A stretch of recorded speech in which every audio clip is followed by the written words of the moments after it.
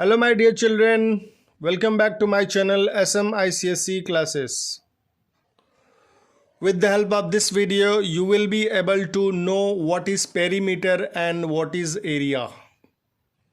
Then after, you will be able to solve perimeters and areas of the closed figures.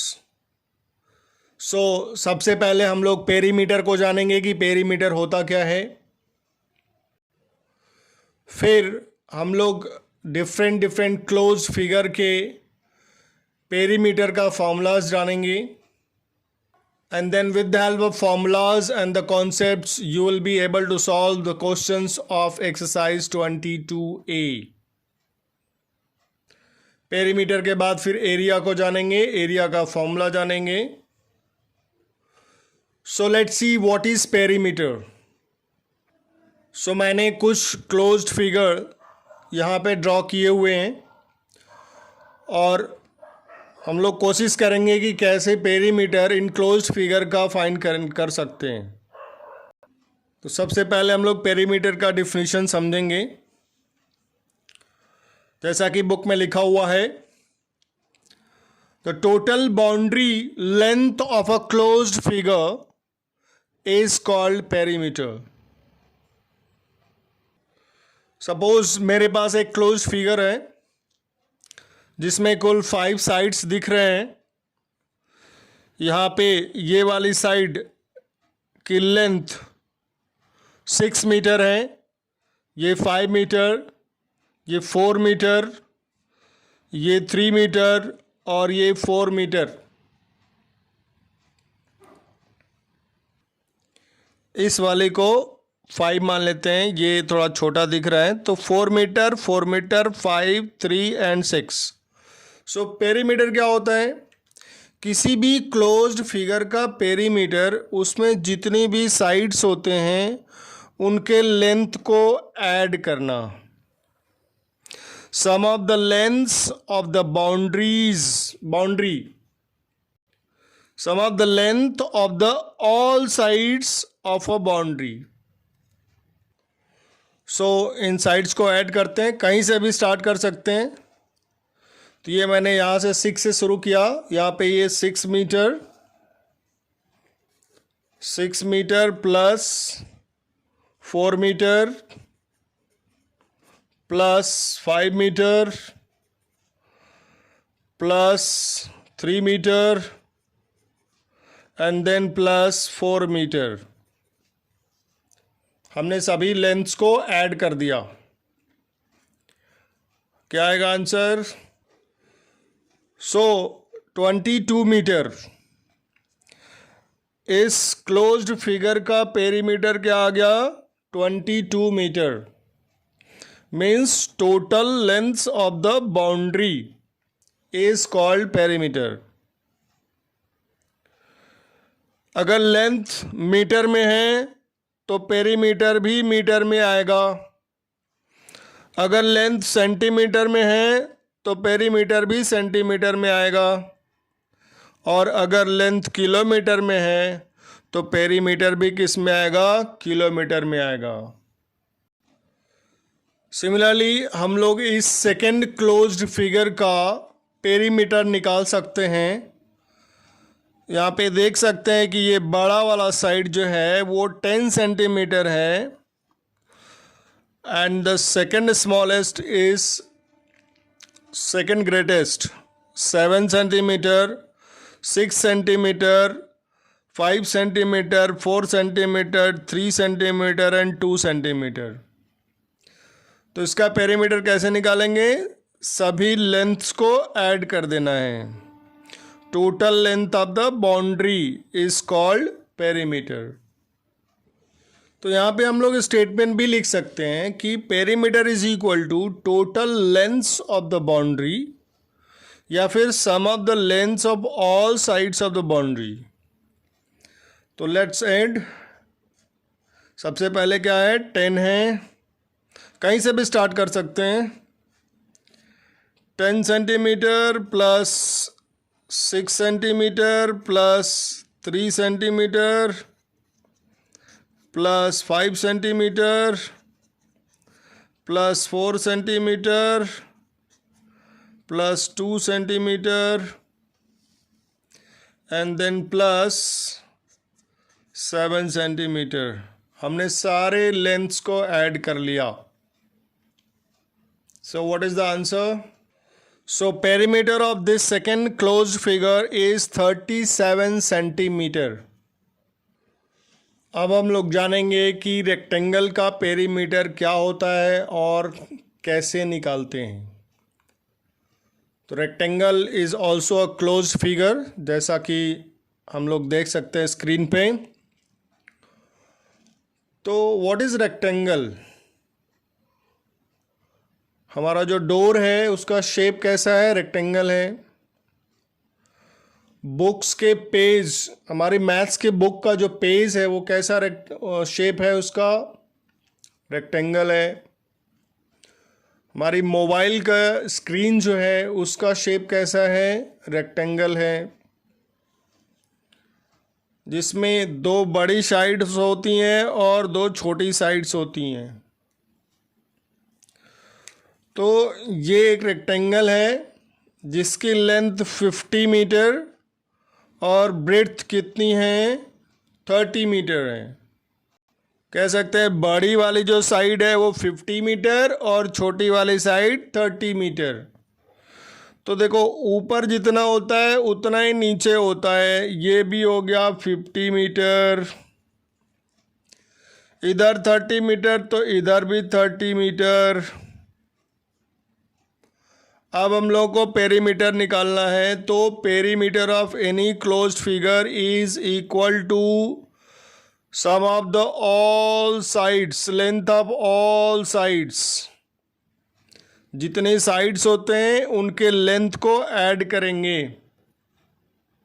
तो यहाँ पे देखें, पहले ये 50 मीटर प्लस ये 30 मीटर प्लस ये 50 प्लस ये 30, हमने सभी लेंथ को ऐड कर लिया। तो क्या होगा? ये 50 30 80 160 मीटर इसकी पेरीमीटर आ गई। पेरीमीटर को ऐसा भी समझते हैं, जैसे मान लें कि एक लड़का है या कोई स्टूडेंट है, यहाँ से चलना शुरू करता है तो यहाँ से यहाँ आएगा, 50 मीटर डिस्टेंस कवर करेगा। फिर यहाँ से यहाँ आएगा, 30 मीटर डिस्टेंस कवर करेगा। फिर यहाँ से यहाँ जाएगा तो फिर 50 मीटर कवर करेगा। अगेन ये 30 मीटर कवर करते हुए एक पूरा चक्कर जब लगा लेगा तो एक पूरे चक्कर में पेरीमीटर के बराबर डिस्टेंस कवर होता है।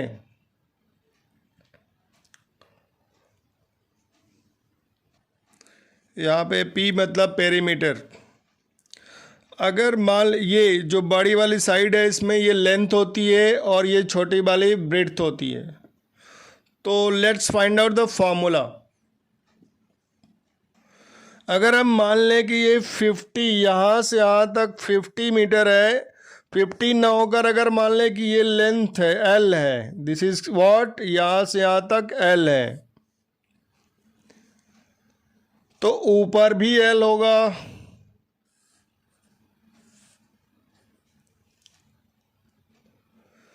ये L, इसको ये 30 मीटर ना होकर के मान लेते हैं कि ये क्या है? B है, ब्रेड्थ, ये पूरी लेंथ। और इसको तो ये B होगा तो ये भी B होगा, क्योंकि रेक्टेंगल में ये जो अपोजिट साइड्स हैं ये इक्वल होते हैं, ये इसके इक्वल। तो पेरीमीटर का फॉर्मूला क्या होगा? Perimeter P is equal to, पहले लिख लेते हैं, तो वही जनरल फॉर्मूला हमने लिख लिया, क्या? Sum of the lengths of all sides of the boundary, या total length of the sides of the boundary. तो यहाँ पे हम शुरू करते हैं, यहाँ से ये L हो गया, ये यहाँ से यहाँ तक L प्लस यहाँ से यहाँ तक ब्रेड्थ B प्लस ये ऊपर वाला L प्लस ये ब्रेड्थ बी।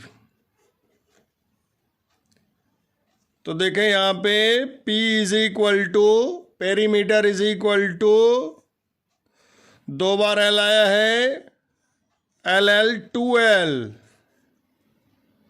BB 2B, 2 बार B जुड़ गया।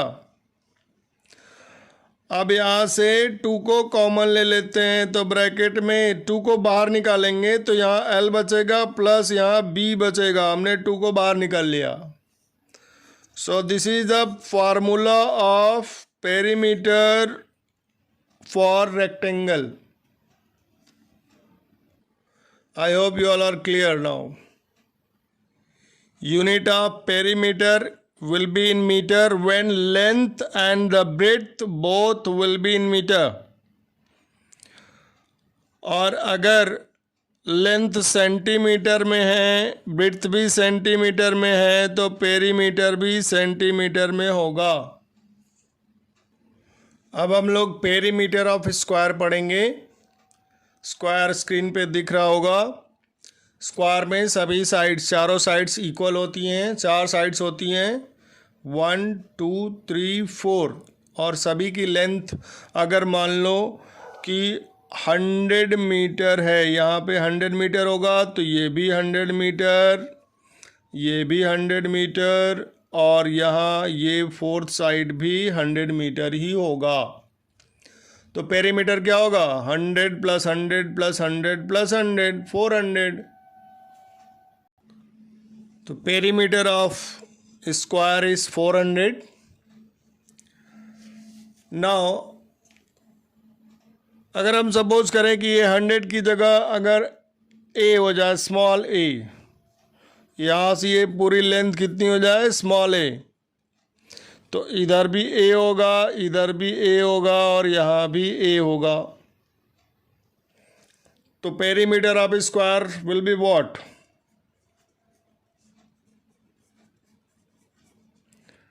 सभी को ऐड करेंगे तो ए प्लस ए प्लस ए प्लस ए, 4 टाइम्स, 4 टाइम्स ए है तो ए 4 ए हो जाएगा। Perimeter is equal to 4a, और a क्या है? Length of the side. So हम लोग लिख सकते हैं perimeter is equal to 4 into length of the side, या फिर साइड। तो यहाँ से अगर साइड की वैल्यू निकालनी हो, साइड निकालना हो, तो ये 4 इधर आके डिवाइड हो जाएगा क्योंकि मल्टीप्लाई है। तो हम लिखेंगे side is equal to perimeter divided by 4। तो यहाँ से एक फार्मूला और बन गया कि P/4 is equal to side. जब पेरीमीटर दिया होगा उसमें 4 से डिवाइड कर देंगे तो साइड आ जाएगा, और साइड अगर दिया होगा उसमें 4 से मल्टीप्लाई कर देंगे तो पेरीमीटर आ जाएगा। यहाँ भी यूनिट वही है जो रेक्टेंगल में था। अगर साइड मीटर में है तो पेरीमीटर भी मीटर में होगा, और side length of the side centimetre में है तो पेरीमीटर भी सेंटीमीटर में होगा, और साइड अगर किलोमीटर में है तो पेरीमीटर भी किलोमीटर में होगा। सो अब लोग हम एरिया पढ़ेंगे। रेक्टेंगल की एरिया, स्क्वायर की एरिया पढ़ेंगे। इस चैप्टर में रेक्टेंगल और स्क्वायर ही है इस एक्सरसाइज में। इनफैक्ट अगली एक्सरसाइज में हम लोग पैरेललोग्राम को पढ़ेंगे, and then triangle, then circle. तो व्हाट इज एरिया? एरिया क्या है? डिफिनीशन अगर पढ़ेंगे बुक से, the amount of surface enclosed by a closed figure is called area। इसका मतलब क्या है? ये पेज दिख रहा है ना, ये सरफेस है। इस पूरे सरफेस का ये जो चारों लाइन एक दूसरे से ज्वाइंट होकर के इस सरफेस के कुछ पार्ट को कवर कर रहे हैं। दिस पार्ट, ये पूरा यहाँ से ये पूरा ये जो है ना, इसको शेडेड अगर इस तरह के कर दें तो this amount of surface is enclosed bye these are four sides. So this is what area. ये पूरा क्या है, इसके अंदर का जो स्पेस है, ये चारों लाइनों के अंदर का जो स्पेस है इसको एरिया कहेंगे। तो रेक्टेंगल में लेंथ ब्रेड्थ दिया हुआ है, तो एरिया क्या होगा, area is equal to length into breadth. तो एरिया को अगर ए से डिनोट करें, लेंथ को एल से डिनोट करें, बी को ब्रेड्थ को बी से डिनोट करें, तो एरिया का formula A is equal to L into B, length into breadth. मान लेते हैं इस रेक्टेंगल की जो लेंथ है वो 30 मीटर है सपोज, और ब्रेड्थ 20 मीटर है, तो एरिया क्या होगा। So length is given 30 meter and breadth is given 20 meter. तो area is equal to length into breadth। हमेशा फॉर्मूला लिखना पड़ेगा हर क्वेश्चन में। तो लेंथ कितना है, 30 मीटर इंटू 20 मीटर, तो 30 इंटू 20 600 आ गया। लेकिन यहाँ मीटर इंटू मीटर है। हम लोग एक्सपोनेंट में पढ़े थे कि a into A is equal to A square, पढ़े थे ना। x into X is equal to X square, जितनी बार मल्टीप्लाई उतना पावर लग जाएगा। y इंटू वाई 3 टाइम्स है तो y क्यूब हो जाएगा, तो जितनी बार हम मल्टीप्लाई करेंगे उतना पावर लगेगा। तो यहाँ m इंटू एम स्क्वायर, इसको मीटर स्क्वायर पढ़ें या स्क्वायर मीटर पढ़ें, दोनों सेम है। S Q metre, square metre या metre square. So area of rectangle is what, 600 square metre. दो छोटे छोटे और फॉर्मूलाज इसी से निकलते हैं। Area is equal to L into B है, अगर L निकालना है तो B इधर आकर डिवाइड हो जाएगा, A by B is equal to L, और अगर B निकालना है तो A से L से डिवाइड करेंगे, A upon L। Area of square, square में सभी साइड्स इक्वल होते हैं। अगर मान लें ये A है और ये A है, तो एरिया को A से अगर डिनोट करें तो क्या होगा, साइड इंटू साइड, जैसे ऊपर लेंथ इंटू ब्रेड्थ था ना, उसी तरह से यहाँ पे लेंथ भी A है और ब्रेड्थ भी A है, तो क्या होगा, side into side, A into A, that is A square. या area is equal to side into side, ऐसे भी लिख सकते हैं। और साइड अगर निकालना है, ये स्क्वायर A निकालना है, तो ये 2 पावर 2 उधर ट्रांसफ़र होकर के क्या हो जाएगा, स्क्वायर रूट बन जाता है।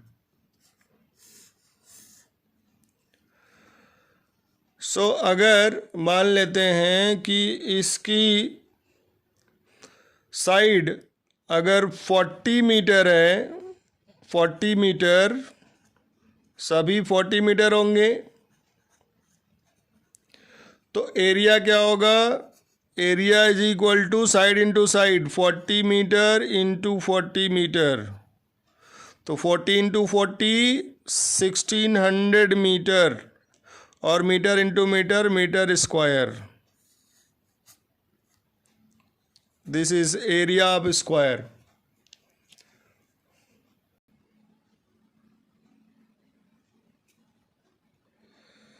Let's know about some units. 1 metre is equal to 100 centimetre, सबको पता है। 1 DAM को डेकामीटर बोलते हैं। ये 10 मीटर जब होता है तब 1 डेकामीटर होता है। लेकिन ठीक इसी का उल्टा यहाँ पे 1 metre is equal to 10 DM होता है, 10 DM। DM जो होता है डेसीमीटर, डेसीमीटर, और DAM जो होता है वो deca, DECAMETRE। Don't get confuse. 1 kilometre is equal to 1000 metre. अच्छा, वन थिंग कि हमने बोला 1 metre is equal to 100 centimetre, लेकिन इसी में 1 मीटर से मल्टीप्लाई करेंगे तो क्या होगा, इधर 100 सेंटीमीटर से मल्टीप्लाई करना पड़ेगा। 1 मीटर 100 सेंटीमीटर, 1 मीटर 100 सेंटीमीटर, दोनों को मल्टीप्लाई करेंगे तो क्या होगा, 1 1 1 हो जाएगा। 1 metre into metre, metre square. इधर क्या आ जाएगा, 100 इंटू 100, 10,000 सेंटीमीटर स्क्वायर।